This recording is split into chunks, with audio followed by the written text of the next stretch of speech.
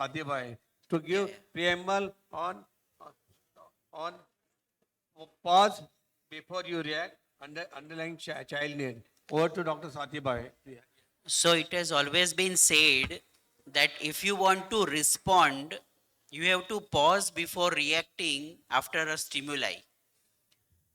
So very apt topic has been chosen by our keynote address speaker. Pause before you react, recognizing a child's true needs. Over to you, Madam Swati Bhave. Thank you, Chairpersons Dr. Uday Bodhankar, Naveen Nishchal, and thank you for AHA Chair Hema Bindu, President-elect Sushma Desai and Samir Shah for bestowing this honor of the keynote address. We thought a lot about deciding this topic, and I thank Sushma Desai and Samir Shah for ultimately coming out, helping with this topic. So, all of you know parenting is my passion. And in 1991, I started the first weekly adolescent clinic in a corporate hospital in Bombay Hospital. And then I've been exclusively doing only adolescent pediatrics for the last 25 years. And I had the good fortune of dealing with parents and adolescents in different cities in the country, thanks to relocation due to my husband's IS transfers. So I have the rich experience of various socio-economic groups and various cities, because parents also depend on the socio-economic milieu and the culture. And each city and each state has their own culture. So the contents of importance, Dr. Ambedkar has rightly established that we can't start adolescent de novo once they become 10 plus. The parenting has to start right from childhood. And C.P. Bansal also explained the need of 8 years. So this is really the preventive measure of doing positive parenting in the age of 0 to 10. After doing a lot of adolescent parenting, last 5 years, I've shifted my focus to positive parenting 0 to 10 years. And I've gone back to being a pediatrician. Because we know that unless there's a positive parenting from 0 to 10, the teenage problems will never be solved. So prevention is better than cure. And I'm also going to discuss various case scenarios and solutions for behavioral problems parents face when setting schedules for kids, hurting statements made by teens, and handling romantic relationships. So, positive parenting in young age, if it's not done, it leads to faulty patterns that are carried forward in teens, which are compounded by the teens' brain development. I am working in a family guidance center, a state-of-art Pune Jahangir Wellness, which was my dream, which is a holistic center where I work with a clinical psychologist and a psychiatrist and an adolescent patient, where when we are talking to adolescent, we insist on talking to the parents, the grandparents if they come, and the siblings. And when we listen to the whole family, we come to know the dynamics of the family, the personality of the family, to plan an intervention approach for the adolescent. And while taking history, I'm realizing again and again that positive discipline, setting boundaries, emotional connect, open communication, and understanding normal development, unfortunately, has not taken place in the 0 to 10 years. So now we are treating a disease, which is adolescent teen problems. But if you could be preventive, and as a pediatrician, deal with positive parenting, 0 to 10 years, this teenage parenting will not be a problem. So what is our job as adolescent parents? We need to have programs for awareness of this positive parenting as a vaccination or a prevention for adolescent problems. We need to teach normal adolescent development. At least 50-60% of difficult adolescents who are brought to my family guidance are not difficult adolescents at all. It is the normal phase of development of early, mid, and late, which the parents do not know, and the adolescent gets labeled as a difficult child, as a bad child, and you know adolescents love to stick to their labels. So we have to learn to label their behavior and not the adolescent. And we need to make parents and teachers aware of the flag signs of mental and physical health issues so that we can intervene before it goes too far. Misinterpreting what a child says. Very often I've seen in my practice of last 25 years that there's very little understanding of the child's personality or there's a knee-jerk emotional reaction to every sentence uttered by the child. I get frantic phone calls for urgent appointments from parents that the child and adolescent has done something very serious or has said something very distressing and they need an urgent appointment. So the parents who come to me are generally the two ends of the spectrum, over anxious, worrying about every small thing and making a big issue, having sleepless nights, or in denial. When we take the history, there are frank flag signs of mental issues, of behavioral problems, which are present since childhood, but now they are suddenly awoken when the child is a teenager. Balanced parents who have undergone parental programs, which all of us are regularly conducting, are developing parental skills because baby doesn't come with a manual for parenting. And parents have to understand that this is a skill which we have to learn from professionals. Now, I have a lot of working parents, especially doctor parents and IT techie parents. When they are working, I'm having a lot of behavioral issues which track into teenagers. Why does this happen? It is not easy to bring up children when both parents are working, especially when both are highly competent professionals and have a keen desire of establishing their own career. With nuclear families, there's no support of grandparents or family elders. And all of us have been blessed coming from joint families with grandparents, and we know what a supportive system it was. In Africa, they say it takes a village to raise a child. So a joint family, you get so many role model parenting, and you are everybody's child. But today, with nuclear families, there's no backup support of parents, family elders, not easy to find reliable maids for home care. So creches, daycare, playgroups, preschool are the only options. This makes it necessary for today's parents to slot children into their parental busy schedules. Slotting 0 to 10-year-old into the hectic schedule of parents leads that it's not easy to pull sleepy kids out of bed, forcing them to have bath, getting them ready for school, ultimately forcing or skipping breakfast. Getting them ready in the morning to drop them to mobile creches, playgroups is a battleground for many parents in the morning because then they get late to office. Having to drop them to school if they miss the bus is another additional anger. And many of these parents say that they have misplaced anger because when they go to the office, if they are bosses, they shout at their subordinates, or if they are colleagues, so they go with a bad mood to their office, spoiling their whole day. The child has to follow a strict, rigid schedule at home. Meal time, sleep time, play time, tuition time, everything is slotted. And the child has no time for flexibility. Self-feeding is messy, takes time. I've seen parents of 8 and 10-year-old children making a puri and feeding the breakfast because the child is too messy or it doesn't take time. I've seen parents giving a bath to their child up to 8 or 10 years because the child takes too long to have a bath. And this is how we are raising our children in our busy schedules. And then the parents come to me, ma'am, it's impossible to manage our child. He's disobedient, always refusing things, stubborn, wants to do things his own way, back answering, rude, arrogant, very slow, ma'am, 2 घंटा लगाता है तैयार होने में, lazy guy, I don't know how to motivate him, extremely difficult to manage, temper tantrums, aggression, crying spells, sulking, withdrawal, moody. Ma'am, absolutely unreliable. I can't rely on him to do anything on their own. And last but not the least, ma'am, my child is always telling lies. I don't know how to cope up with his lies. So tips to parents, children cannot be slotted into convenient times to suit you. So what is the answer? Planned parenthood. Plan your children in such a way that both of you are not at the peak of your professional career. We all talk of first 1,000 days being very important for the emotional connect. Now we are talking of first 2,000 days. The first 5 years of a child is so important because any adverse psychological experience will track into teenage and adulthood. So one parent must take a backseat for child rearing. And here I'm not a gender specific person.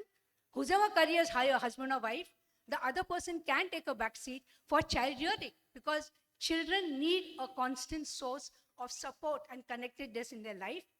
Both parents can adjust and take turns to give time to the child. So I always tell parents, you have to slot yourself into the child's time and not vice versa. And as children said, we didn't ask to be born. You brought us into this world, so now you take care of us. So I'm just giving you some case scenarios to illustrate this point. There's a 10-year girl who was brought to me with multiple behavioral problems. One of the major issue was taking bath. Daily fight between the mother and child. Mother wanted to do it herself because the child had tremendous dandruff and the dermatologist had said thrice a week bath with anti-dandruff shampoo. The mother was a perfectionist, an obsessive personality. So she used to take 45 minutes to 1 hour for this dandruff bath, conditioning her hair, etc. As soon as she came home from office and the child from school, she would go after the daughter to start the bath. And there was fight and the daughter often went into the bathroom only by 8 or 9 o'clock. And the father was fed up of this. He said, "Mat, kuch to bhi karo, tang aa gayi hu ye roz sham, jhagda ghar mein." So I asked the first question to them, have you talked to her? Why is she doing this? So the answer was, what is there to ask? She's a difficult child and she makes everything very difficult for us. So then I had a rapport with the child and then I asked her, why don't you take head bath, beta? What is it troubling you? Why are you doing this every day? So she said, I don't like the way my mother combs my hair. She hurts my scalp and my hair. So I said, didn't you tell your mom? She said, yes, I tried.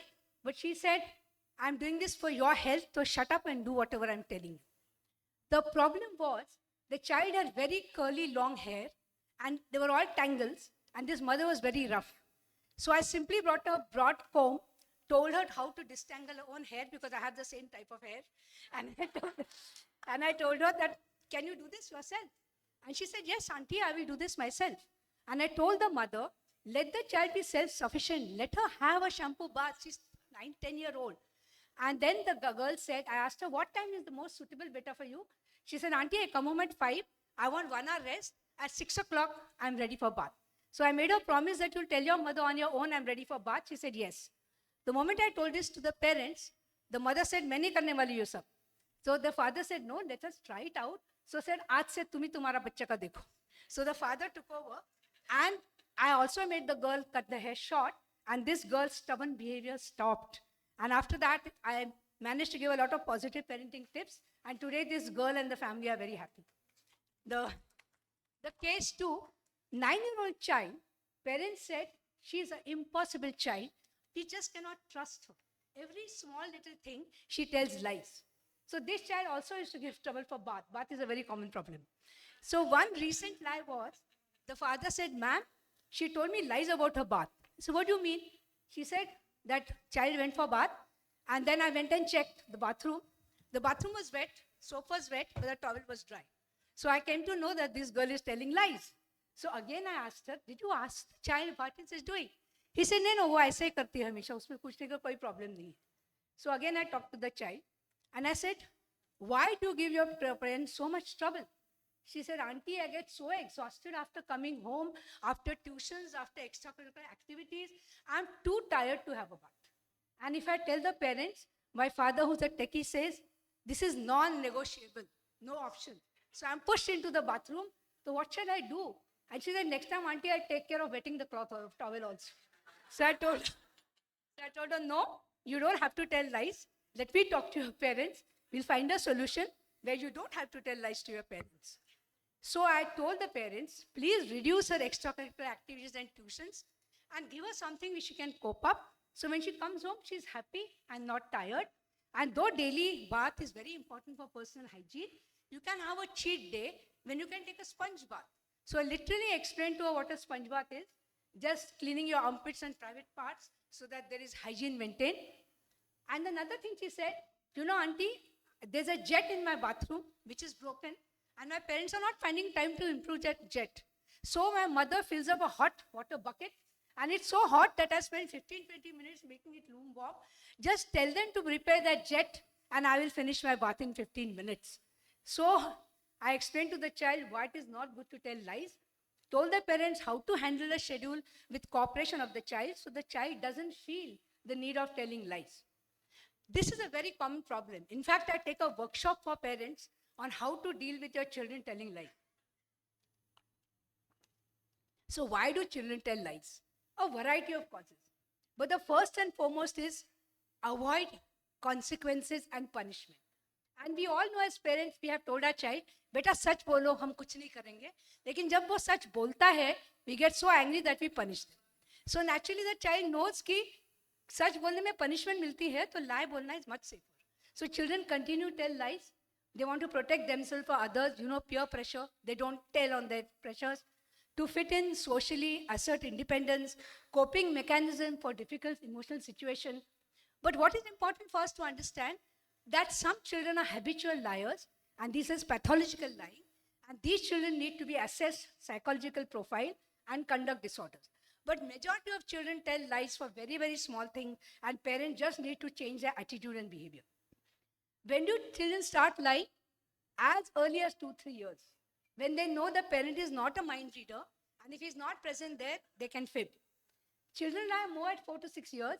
They might get better at telling lies by matching their facial expression, tone of their voice, what they're saying. And if you ask the child to explain what they're saying, they usually own up. And the more creative they get, the more cognitive maturity they get, they become better and better in lying, and the parents can easily be manipulated. By adolescents, children might tell white lies to avoid hurting other people's feeling. For example, a teenager never used to eat her dabba. So I asked her, why are you doing this? She said, Mummy, acha nahi banati hai khana. So I said, why don't you tell her? Saying, I can't hurt my mother. Every morning she gets up and she makes dabba for me.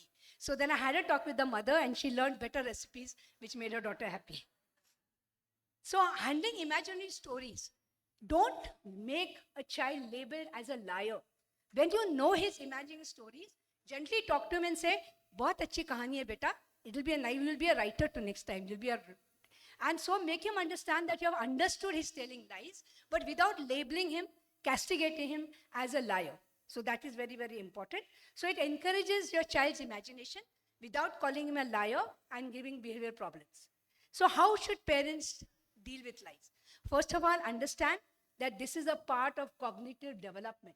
And do not get upset and label the child. Foster open communication. Be a positive role model. We are lying all the time in front of our children. जब phone आता है हम बोलते हैं बोलना पापा घर में नहीं है.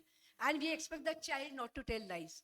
There are seeing on the panel of TV, our political leaders lying through their teeth. They are saying everybody lying in the society.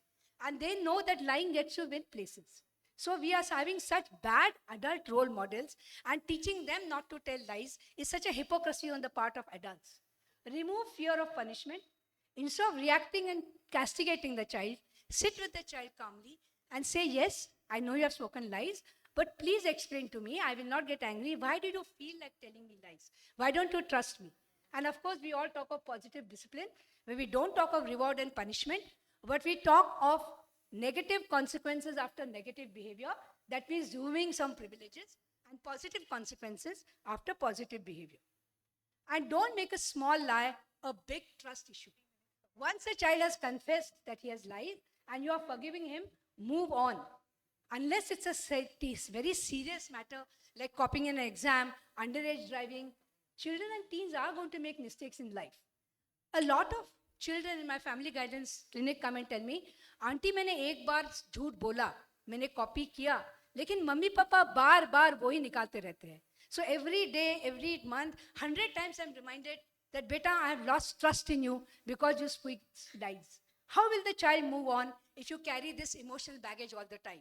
So learn to deal with the lies in a positive manner and move on, and don't say that I don't trust the child anymore. How to avoid children troubling you for day-to-day schedules? Involve them in parenting and their choice of extracurricular activities. I think 6 minutes, I'll go a little rapidly. If you involve the children in the schedule of the eating, of everything, the child will be more cooperative. And should parents do homework and teach? There are some parents who enjoy teaching the children. Children enjoy parents teaching, but everybody does not enjoy that. And that is why we have to understand that if you have limited time as a parent, delegate the teaching to a tuition teacher. So that valuable time you spend bonding as a father or mother with your child. Adolescents wanting to leave home. A lot of children say they want to leave home, and this raises a lot of concern. The father gets very angry, mother starts crying, beta maine kya kiya tu aisa bol raha hai. So the reaction should be to very calm. I want to understand why you're feeling this way. Can you explain in detail what has made you say this? We had thought we have a happy home. We are feeling sad about this. As parents, we did not expect such thoughts from you. Let us discuss and sort out issues. And what are the common causes? The child is unhappy at home for some reason or the other and wants to go out. This was a young girl who said कि मुझे घर से बाहर जाना है. Mother came crying and all she wanted was some space by her overpowering obsessive mother. And when I said, where do you want to go out? She's saying, मेरा मामा का घर है पुणे में. Once a week if I just go there and I'm away from my mother, I can cope up with her for the rest of the 5 days. And that is how we managed to give her space. Mother had given up her career. She was an MBA HR and she was monitoring the child 24/7. Till 10 years, it was okay. The moment she became a teenager, she started hating this and she says, I'm getting suffocated by my mother. And we had to tell the mother, find your own identity and this child is going to leave home after 4-5 years. So guidance for the mother, I tried to make her see her own identity, trying to keep to time. And so adolescent guidance, whenever children say I want to leave home, I give them a reality check. What is the real world, especially girls? If you go out of your house, sexual trafficking, molestation, lack of finances, etc., and I make them realize how secure and important it is to stay in the home, however they feel unhappy about the home. And I tell the parents to make the house a more happy atmosphere. And I get a lot of teens who say hurting things to their parents. I hate you as parents. I wish I was not born. Other parents are so wonderful. Why are you like this? I have children who tell their parents, you are a loser. What have you done in life that you are telling me to do things? And I was not asking to be born. So you both have so much money you spend on yourself. Why are you so confused about us? So what happens generally? Parents go into an amygdala hijack. Mothers cry, fathers castigate. So instead of getting into amygdala hijack, learn to deal their hot cognition with your cold cognition. Be the adult under control. Talk to them and say, this is not the way I expected you to speak to me. I can also say hurting things to you, like I wish the other child, neighbor's child was born in this house. He's much better. But don't react and make the child understand what he wants. Dealing with relationships. I'm dealing with romantic relationships and breakups from the age of 10. I'm not exaggerating. The parents are bringing children to me saying, ma'am, iska romantic breakup hua hai. Wo depression mein gaya hai. Please help us to come out. And when I have children below 18, you know, with the POCSO law, it's so difficult to ask about physical intimacy. So I'm much easier, happier when I get a child who's above 18, because then I can go straight into the subject. So I have been handling teenage breakups, especially adults whose one person has gone to USA and then their long distance relationship does not work out. So they dump them and this child is in depression.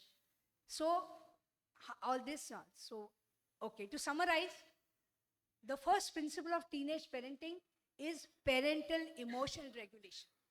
Most of us go into an amygdala hijack. And while telling child, don't scream at me, you are screaming at the child. While saying, don't get angry like this, you are getting angry with the child. So unless you learn to be an adult whose emotional regulation is under control, you cannot control your teenager.